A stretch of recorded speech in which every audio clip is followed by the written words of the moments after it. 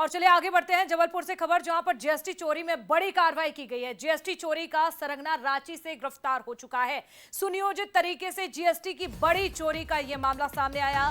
तो जबलपुर, भोपाल, इंदौर में फर्जीवाड़ा किया गया था।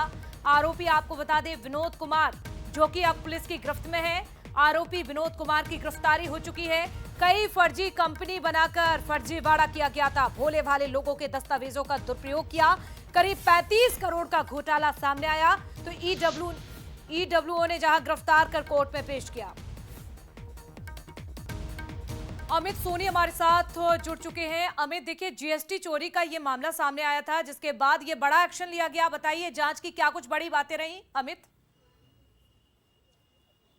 बेशक साक्षी, ये 2020 से ये पूरा घोटाला चल रहा था। जब लोग जीएसटी को समझा करते रहे, उसके पीछे के जो इफेक्ट और साइड इफेक्ट है उसको नहीं समझा करते रहे, उसी साइड इफेक्ट का फायदा उठा करके आरोपी विनोद ने ये पूरे घोटाले को अंजाम दिया। लगभग 33 करोड़ से ज़्यादा का ये घोटाला था। महज 4 लोगों के साथ ये घोटाला किया गया। पहले ये आरोपी और इसका जो नेक्सस है, ये जिसके लोग हैं, वो लोगों से लोन के नाम पे पेपर्स इकट्ठा किया करते थे। उसके बाद इन पेपर्स का दुरुपयोग करते नकली फर्म बनाया करते थे। उसके बाद जीएसटी और आईटीसी जैसी के जो टैक्सेस है उनको रिसीव किया करते रहे। हमारे साथ टैक्स के एक बड़े जानकार हैं, राजीव नेमा जी है, टैक्स के बहुत बड़े जानकार हैं और साथ ही सीनियर एडवोकेट भी है।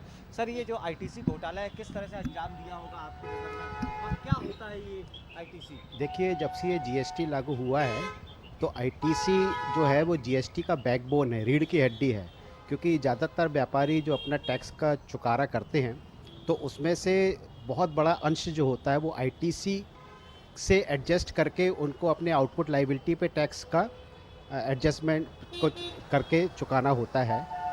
और तो उसमें क्या है कि माल जो व्यापारी खरीदता है, यदि हम एक्चुअल की बात करें तो उसके साथ जो उसको जीएसटी लगता है बिल में, उसकी छूट मिलती है। और वो जब माल को सेल करता है तो उस पर जो टैक्स लगता है तो उन दोनों के डिफरेंस को ही बस चुकाना पड़ता है। बाकी जो मैक्सिमम अंश जो है वो उसके आईटीसी से एडजस्ट हो जाता है।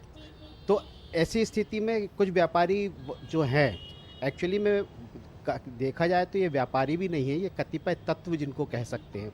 तो ये बिना माल के बेचे खरीदे बिल देने का काम करते हैं, जिसको कि फर्जी आईटीसी या फर्जी बिल के नाम से जानते हैं। तो जो प्राइमा फेसी जो पढ़ने में आया है, आज जिस भी चर्चा में आया है, तो ये जो मामला है वैसे ही फर्जी बिलों के आदान प्रदान का है, जिसमें ये तो भविष्य में जब दोनों डिपार्टमेंट्स इसको सेंट्रल जीएसटी और स्टेट जीएसटी मिलके या जैसा भी इसको जो विवेचना करेंगे उससे जो सामने आएगा, पर प्राइमा फेसी ऐसा ही लगता है कि उनके द्वारा माल की खरीदी बिक्री किए बिना ही बिलों का आदान प्रदान किया गया है। और जिससे कि जैसा कि अभी आपने खुद ही बताया कि इसके करीब 34-35 करोड़ रुपए के आईटीसी का इन्वॉल्व है।